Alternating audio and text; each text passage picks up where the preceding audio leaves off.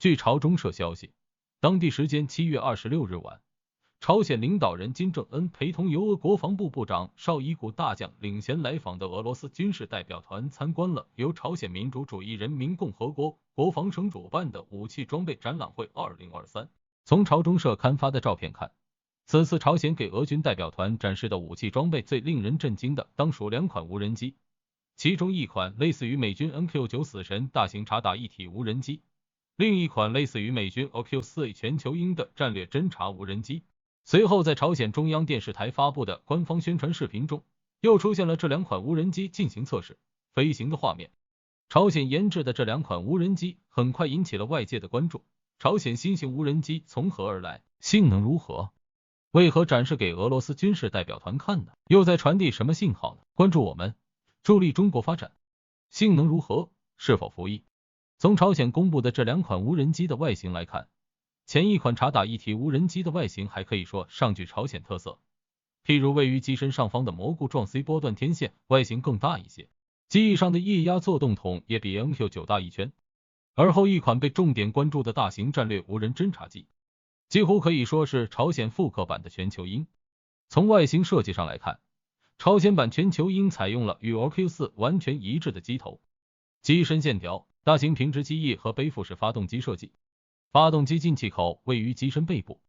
机头相应抬高形成形曲线，以对发动机进气口形成一定的遮蔽效应。机身尾部采用双臂形垂尾设计，可以有效遮蔽发动机尾喷口，来提高该机低可探测性能。从机身外部来看，朝鲜版全球鹰和 OQ4 外部特征也几乎完全一致。机头颌部下方设计有光学窗口，预计里面安装有该设备光电红外设备。机头一侧安装有迎角传感器，甚至连机身尾部下方安装的共形数据链天线鼓包都被朝鲜完美复刻了出来。从外形看，朝鲜的全球鹰和正牌的全球鹰无人机仿佛失散多年的双胞胎兄弟。更令人惊讶的是，朝鲜的这2款无人机都已经完成了首飞，甚至已开始进行作战试验。2023年6月份，由美国的商业侦察卫星公司在朝鲜首都平壤附近的方县机场拍摄到了2款无人机，其中一款经测量，机身长度在10米左右，翼展20米左右，外形与 NQ9 死神无人机相似，可以被确定为是朝鲜此次展出的这款察打一体无人机。另一款似乎处于整备状态的大型无人机，翼展甚至长达35米，机身长度也达到了14米。这一数据与 OQ4 无人机约 15.3 米的机身长度、35.4 米的翼展同样相当接近。可以说6月份美国侦察卫星已经拍到这架朝鲜全球鹰飞行准备画面，而在朝中社刊发的官方照片中，摆放在朝鲜版全球鹰旁边的宣传展板也明确无误地展示出这架无人机地面整备、空中飞行的画面，一些照片甚至是用空对空视角拍摄出来的。朝鲜中央电视台的电视宣传片也证明了这一点，同时还播出了那架察打一体无人机在空中发射导弹的镜头。这些证据链串在一起，足够证明朝鲜这2款无人机是确实存在，而非糊弄人的大模型，并已有一定飞行性能，且已具备实战能力了。从朝中社发布的照片和朝鲜中央电视台播出的镜头看，这架朝鲜版本全球鹰在飞行中似乎没有收起起落架。按照机型试飞客观规律看，只有新机型在首飞时或实施特定飞控科目时，才会在飞行中放下起落架飞行。同时，朝鲜方面目前也没有展示这架全球鹰的地面控制站任务系统工作镜头，这和其大方展示察打一体无人机发射空面导弹形成了鲜明的对比，可能意味着朝鲜这架全球鹰尚处于早期型号，目前暂时没有更多的镜头可用于展示。别看朝鲜版全球鹰的机体上已涂上了战术编号和朝鲜人民军的字样，但是否实际装备朝鲜空军目前尚不能确定，技术来源至今成谜。对于朝鲜这款全球鹰的技术来源显然是众人关注的话题。一方面，对于一个航空工业史上只能首凑米格29战斗机的国家而言，在一夜之间完成技术跨越，搞出一款先进的战略无人机，这本身就不符合客观规律。另一方面，朝鲜的全球鹰和正牌的全球鹰机体外形几乎一模一样，朝鲜之所以能完美复刻全球鹰，比较合理的解释就是朝鲜在该型无人机研制阶段不仅接触过相关技术资料，很有可能还接触过全球鹰无人机实体，并进行了测绘工作。本着修改原始设计要慎之又慎的原则，做了个复刻版出来。那么，朝鲜究竟是通过何种渠道接触到全球鹰的实体呢？记得网络上之前有传言说，朝鲜在2018年年中曾经在黄海上空，一说是渤海击落过美军一架 RQ-4 型无人机。朝鲜可能是通过这种渠道获得了美军无人机残骸。但是笔者搜索了不少网络平台，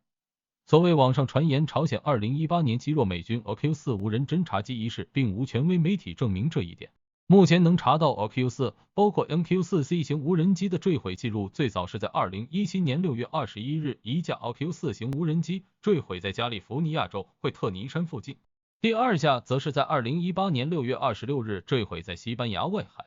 第三架是2018年9月5日在加利福尼亚州文图拉县木谷角海军航空站降落时发生硬着陆，导致飞机全损。其中这第三起事故发生在美国海军准备将第19无人机中队部署在关岛安德森基地，用于监视朝鲜半岛和东亚的军情信息之前，不排除有网络媒体以讹传讹，将这架预计部署到东亚的无人机给传播成了已经部署到东亚，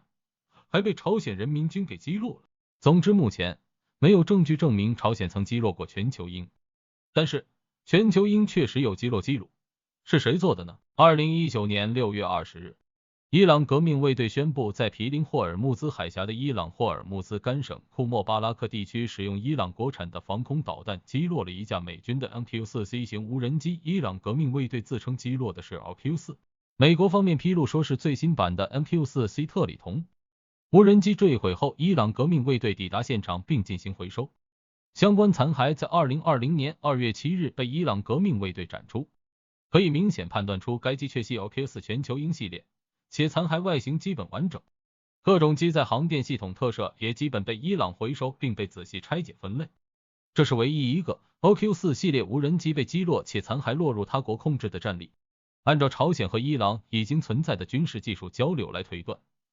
完全不排除朝鲜专家对伊朗获得的全球鹰残骸进行了测绘仿制，并通过研仿推出了自己的复刻版全球鹰，这样这架朝鲜版本全球鹰的技术来源就能说得通了。当然，在朝鲜方面没有公开该型无人机更多研制信息的情况下，这一切目前暂时也只是猜测，对外展示用意几何。尽管朝鲜真的做出了复刻版的全球鹰，而且真的能飞，但是我们不得不说，朝鲜版本的全球鹰相比正牌的全球鹰只有外观类似，内在怕是差得比较远。从全球鹰无人机机载航电来看，该无人机在通讯模块上配备的